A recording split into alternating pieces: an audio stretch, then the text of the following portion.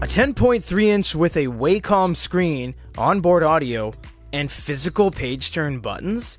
That just doesn't happen anymore. That layout doesn't exist in the current industry, but iReader has it with the iReader Smart 3, and now it's in English. This unit has all the extended features that the Smart Air brought to the table, like shaping, blackboard mode, and even turn graph, but with a larger screen size. 10.3-inch means you can read A5 documents, split screen, side-by-side documents, and much more. It opens up a whole world of possibilities that doesn't limit you to a small screen real estate form factor. So let's see how this performs, starting with the UI. The home screen is split into 4 categories: notebook, bookshelf, store, and settings. If you go over to your notebook, that is what is most prioritized on this unit, so it's the first one on the list. You get all of your notebooks here, you get your reading notes, you get some things up top where you can export and you can search through them. You simply press the plus and it goes into making a new notebook. Unfortunately, they are about 97% in English, but when you add a notepad, it actually isn't in English, which is really the only thing that remains Chinese, and I'm not entirely sure why. Even when you go into a note, everything is completely in English, so that's not a problem. We'll show you that in the note-taking section, but it's just an update away, so that's totally fine. If you go over to the bookshelf, this is where you get your bookshelves. You have some additional settings up top. You can do batch management, new folder, file manager, cloud books, vocabulary, etc. You can change from list mode and thumbnail mode. Everything you sideload into the root directory will show up here, be it PDFs, comics, books, etc. If you do go over to the store, this is where you're going to find all of your books.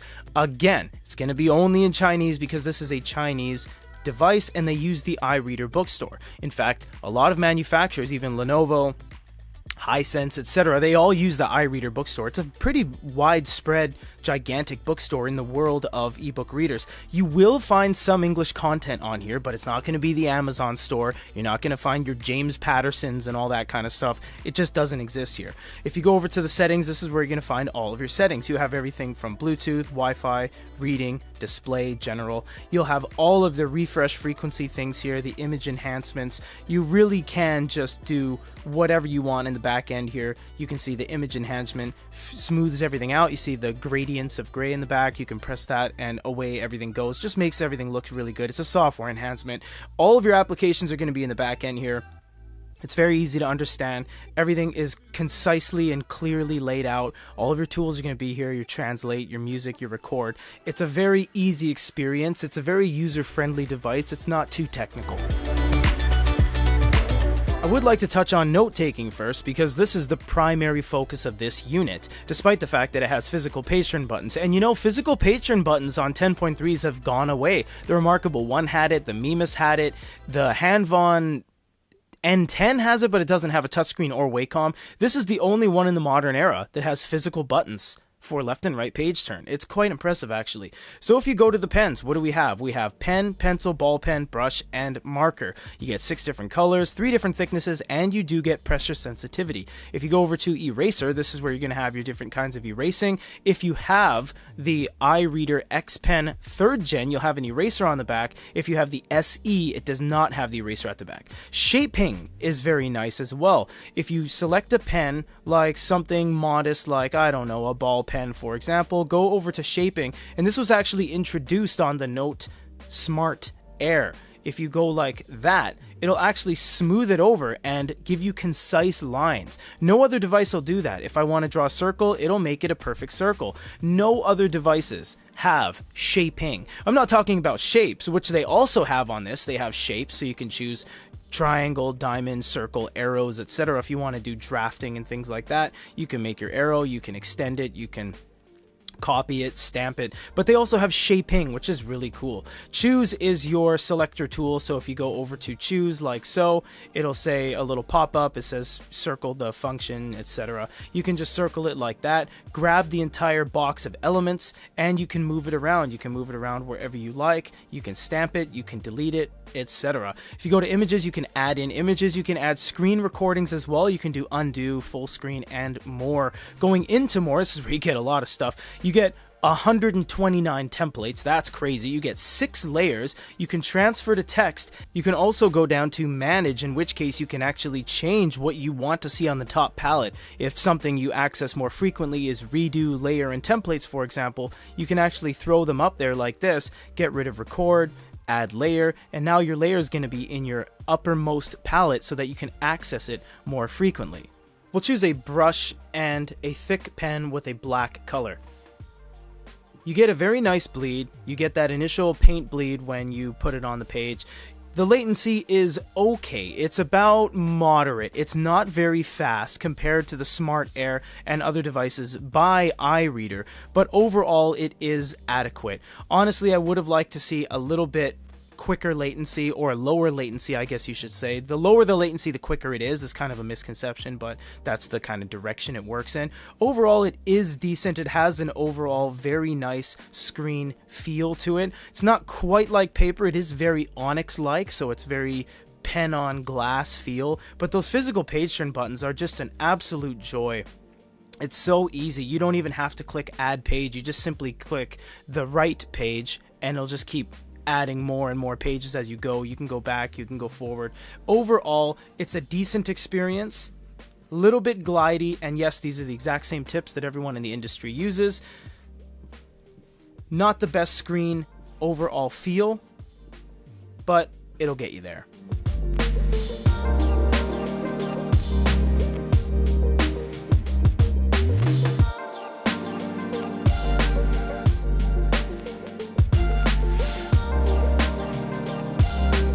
Surprisingly, the unit falls a little bit short when it comes to note-taking, but the overall ebook reading experience is quite nice. In fact, if you wanted to grab this for having it being used as a dedicated large screen ebook reader with physical page turn buttons, you totally could. That's not a problem.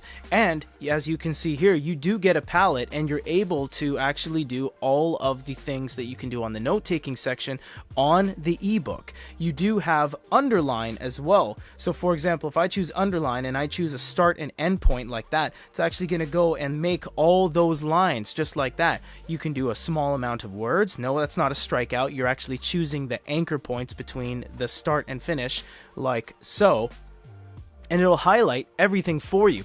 That's a really cool feature, and actually we don't see that a lot. Amazon doesn't do that. Lenovo doesn't do that. In fact, only Fujitsu does that with the secondary button on the side. You can do your highlights. So that's really beautiful, and actually it's a very good feature to have.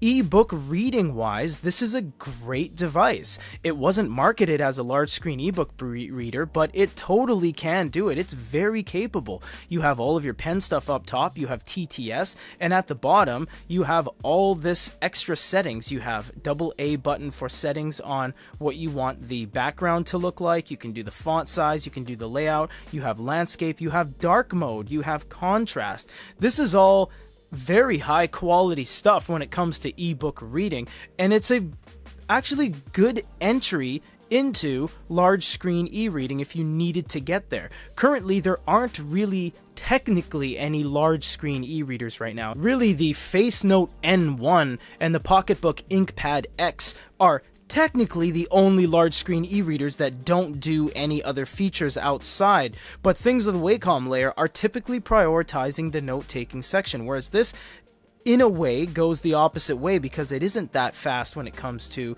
note-taking. But you can do your side-by-sides all day long like this because you do have that screen real estate. So as you have your book open here, you can put your notepad over here. So when you start getting outside of the 6, the 7s, the 7.8s, the 8-inch devices, and you move over to 10.3, you slap together 2 5 inches like this, actually more, because if you measure diagonally like that, it's far greater than 5 inches. It's more like 6.9 kind of thing. This is really nice because now you're getting into really taking advantage of the screen real estate. You get everything on the note-taking section because this is pulling from the note-taking engine, and it retains the ebook reading on the left. Very high quality stuff by iReader, and it really just is a split autonomous kind of dual open app. Although you can't choose anything on any side, for example the music player and the browser, it is still nice that you can get this side by side. This is the exact same PDF we've been using on everything recently. To keep it consistent, use it as a base. It's looking a lot better than some other devices lately. This is really nice. You can scribble on it right away, and in fact it feels even faster than the note-taking section for some reason. You get that side sub-palette on the bottom there. If you click in the middle, you have some additional things up top. You can change it into scrolling mode if you want. You can go to split mode again, that's learning mode, that's when you split the two halves in half. You have some settings, although it doesn't go as deep as isolating the image and the text elements, because you just get the typical kind of PDF things. You can change the zoom, you can crop, contrast, landscape, auto crop, and crop the white space on the side, as you see right there. Careful as you crop things and as you eliminate white space and fit to corners, you might change the actual aspect ratio. It might look a little stretched. You do have the ability to do highlight even on side-loaded PDFs. So I can go like that, and I can highlight all that text as you see right there. I can long press it, I can export it, I can do whatever I want with it from there. PDF experience is actually a lot better than the note-taking experience in certain ways, because it just feels a little bit more lightweight when you're turning pages and you're taking notes. It really is an overall heavy hitter, this thing. It doesn't excel at one particular thing. It seems to do everything quite adequately across the board. It's pretty much like the all-around player on a sports team who can play any position. This one just feels like it doesn't excel at note-taking, it doesn't excel at PDFs, it doesn't excel at ebook reading, but you're not going to fall short in any particular category. You can do pinch and zoom as well, so you can zoom up to your level like that, and you can still use that pen to do some pretty extreme detail like that. You can really get that pen line really thin, and then as you zoom out, it retains that level of how thin your pen was. So it actually, you're able to achieve thinner pen lines than what is normally achievable by you writing like that. You can actually get into the subject and really get those lines fine. Manga looks fantastic. It looks really high quality. In fact, looks a lot better than the Lenovo we just did recently. The way this handles everything out of the box, the engines that it utilizes, and the overall stock reading apps seem to be just of higher quality than a couple other devices we can name. Again, you hit those physical page turn buttons. You don't need to even interact with the device. Snap your pen to the side and just use these buttons. Keep your fingers away from the actual screen itself. You don't have to get on there. You can put your hand here and just turn buttons, turn pages via the page turn buttons on the side. Yes, you can interact with the pen or with your finger. There's certain things you can actually ban the Wacom, aka disable the Wacom. Just use your fingertip. This is really nice. There's no problems here. 10.3 gives you more than enough screen real estate. You can see my hands here. You don't have to do any pinch and zooming. You can if you'd like. You can pinch and zoom till the cows come home. They don't give you a mini map or anything like that, but it does render it and actually process it in a way where it doesn't look too blurry. They do have an image enhancement engine, which if you skipped through the video, you'll see at the beginning of the video, that does help smooth things over a little bit via software. So it's a mix of the actual hardware technology itself and the software adaptations they utilize to make this look high quality.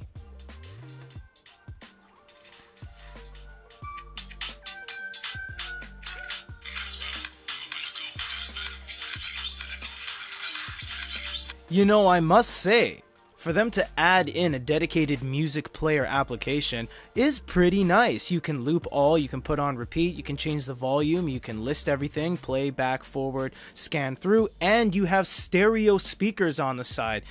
Actually not a bad touch, iReader.